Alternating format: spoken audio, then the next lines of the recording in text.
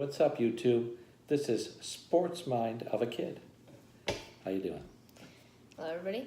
Today we want to be talking about a couple of topics such as FIFA, like the World Cup and stuff, soccer, just general stuff, and basketball because those are the only two sports things that have big news right now.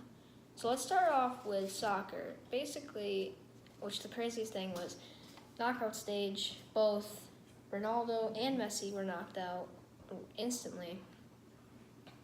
And Belgium looked like they were going all the way, and England looked they were just hitting them, and then boom, just a wall just came down out of nowhere. And it's weird because Croatia and France, you would never expect them to make it because they're not even top 5 team in the World Cup. Top France, 10. But France though has won before. France is a good team, but Croatia, no, not really. They have the midfielders. There's the guy that looks like Steve Nash. He's Modric, I think his name is. He's playing Something like that. I think he's number 10. He's very good. So Steve Nash plays. So maybe the Phoenix Suns will finally get that title. Speaking of the Suns, how about that DeAndre Ayton? What do you think about him? He has pretty big plans. I'm back. He wants to win Rookie of the Year this year, and he also has said that he wants to be the first rookie since Blake Griffin to be an All-Star, which I think he keeps what he's doing. He's got it. He's communicating. I think he is our next Shaq. I hope you're right. They signed Devin Booker to that max contract. They've also got Josh Jackson. We've also got that Mikal Bridges. We've got a couple other players that, and again, we've got the player from France. His name escapes me, but he might be the next point guard. So we've got a lot of tools, got a new coach, so maybe there's some winning times in Phoenix. Let's hope. Now, what about Jimmy Butler? What's going on with him? So he just rejected a 4-year, $110 million contract. Sorry. What? I would go anywhere. I'd go to Brooklyn for that amount of money. No, I'm just kidding. I don't think he's in it for the money. I think he wants to play with somebody that's smart, and he wants to play with somebody that he can personally talk to and be great with. He wants a dynamic duo. That's all he wants. Well, he didn't find that. He wanted to go to. When he was drafted by Chicago, couldn't find it. Then he went to Minnesota, couldn't find it. He wanted a trio there, but now there's rumors that he will either go to New York or the Celtics. Yeah. Apparently, he would like to team up with Kyrie Irving. So is Kyrie Irving re-signing with the Celtics, or is he moving on too? I don't even think he's in free agency this year. I'm not 100% sure, but I think he signed a 3-year deal. Wow. And so that's interesting. I know you said that basketball and soccer are the two big sports, but there was a big news today. Marian Hossa, a future Hall of Famer, was traded today to the Arizona Coyotes from Chicago. And a lot of people realize that Arizona always struggles to get to the minimum salary cap. And this was all about a salary cap move because Marian Hossa has said he will never play hockey again. But Arizona, in return, received a couple prospects. They gave up a couple of prospects. They traded some draft picks from this year. So let's see if John Chayka, the youngest general manager in all of sports, is performing magic, or is this his last year as the Arizona Coyotes general manager? Because I'll tell you what, another year like last year, and I don't think there's going to be any fans in the arena. Very well said. He's made many mistakes in his job, and there's a lot of other good people out there, like Shane Doan, that can make better moves, I think. But Shane Doan, of course, he works with the NHL, but not directly in that part of Arizona. Right.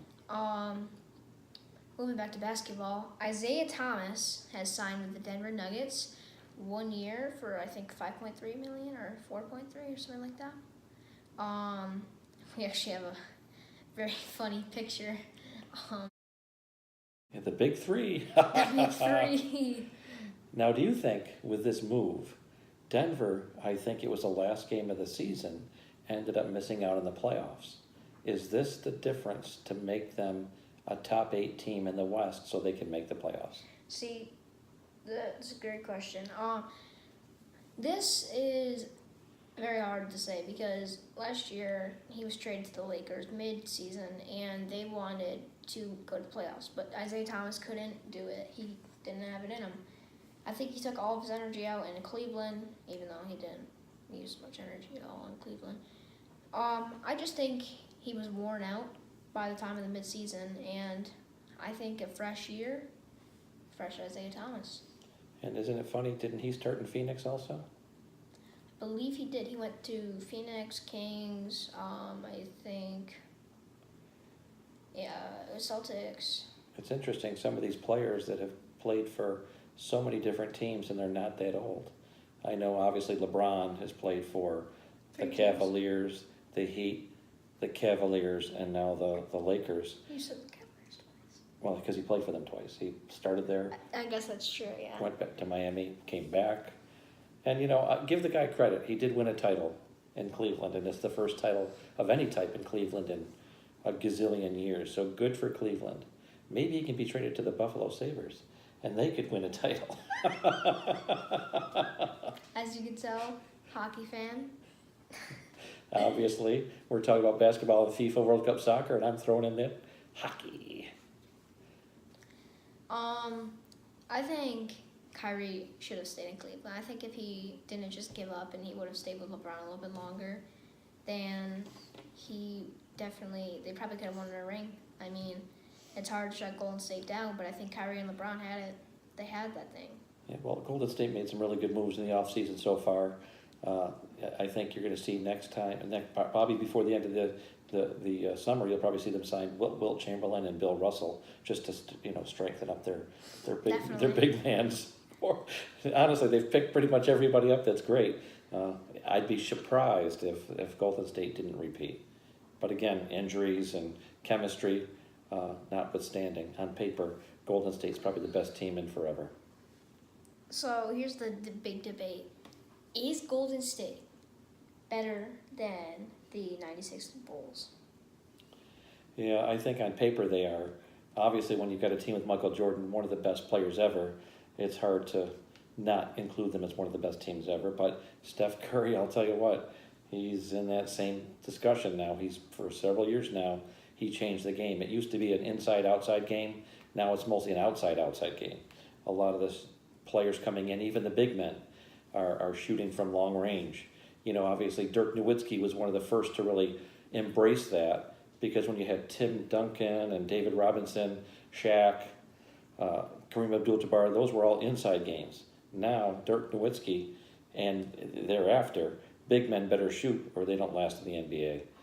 No, I kind of like the old style NBA where they go inside and grind, but the game's evolved to where players like Steph Curry and Devin Booker has looked like he's in the footsteps of Steph Curry. It's about getting open, shooting the long range, getting points, being hot, the small ball. I mean, you see Marcin Gortat was one of the best pick and roll players in the league. He's on a new team this year too, but a guy like him can't shoot the long ball, so he's been on a dozen teams too. That's very true. He actually played with the real Steve Nash. That's right, he did.